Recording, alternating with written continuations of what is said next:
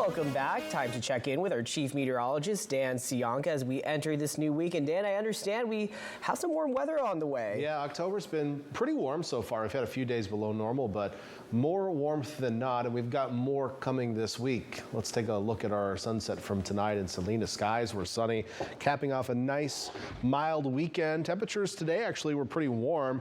And while we may cool down a bit in the coming days, we've got some heat coming later on this week, which we'll talk about in a moment. Our hotspot today was Bradley at 92 degrees, so still hitting the 90s in some areas.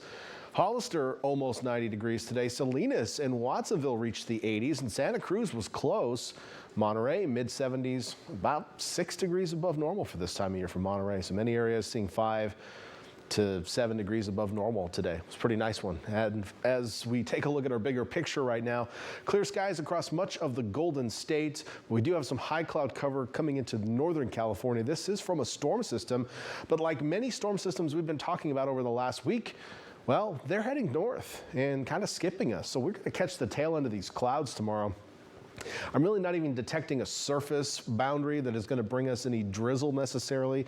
I mean, we could always get a little bit of moisture out of the fog that we have right now, but nothing out of the ordinary, I suppose. So we'll get some of these clouds tomorrow, but ultimately, as we take a look at our future track here, the ridge that brought us warmth today moves off to the east, and while we do have a weak trough that's going to keep temperatures more seasonable for the next couple of days, it'll quickly be replaced by another building ridge, which comes into northern California as we head into Wednesday. Now, with high pressure aloft, you get basically clockwise flow, so follow my hand motions here.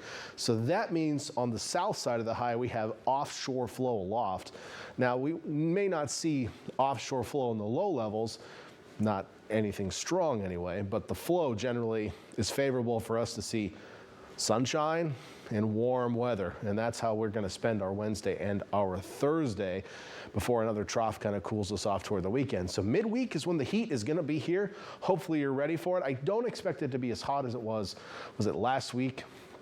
Maybe the week before, first week of October, where we got into the 90s and some cases 100s.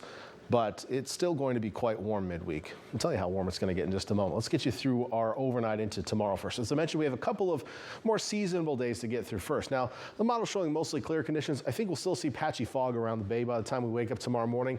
And then as we head into the afternoon, we'll start to see those high clouds arrive. Model's a little bit behind on that, but just imagine some high clouds floating through as we head through lunchtime. You can kind of see some, oh yeah, there we go. We got some coming through. That might be a little late on the model, but tomorrow, partly cloudy skies with the high clouds passing through. And then maybe a few low clouds near the coast once again tomorrow night. And again, overnight tonight, we'll have some patchy fog around the bay. Late tomorrow night, might see some fog return to some of our inland valleys where you are clear tonight. As for those temperatures tomorrow, well, we're dropping, but we're going to be more seasonable. So right where we should be for this time of year. 75 Santa Cruz, also 70s in Capitola. As we head into the mountains, you'll find a little pocket of 80s in Ben Lomond and Boulder Creek. Looking pretty nice up there tomorrow.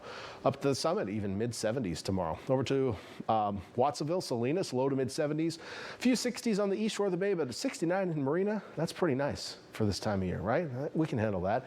81 in Hollister, 83 tomorrow in Gilroy. Again, temperatures cooler tomorrow, but still seasonable, and in some cases maybe even a little warm for this time of year inland.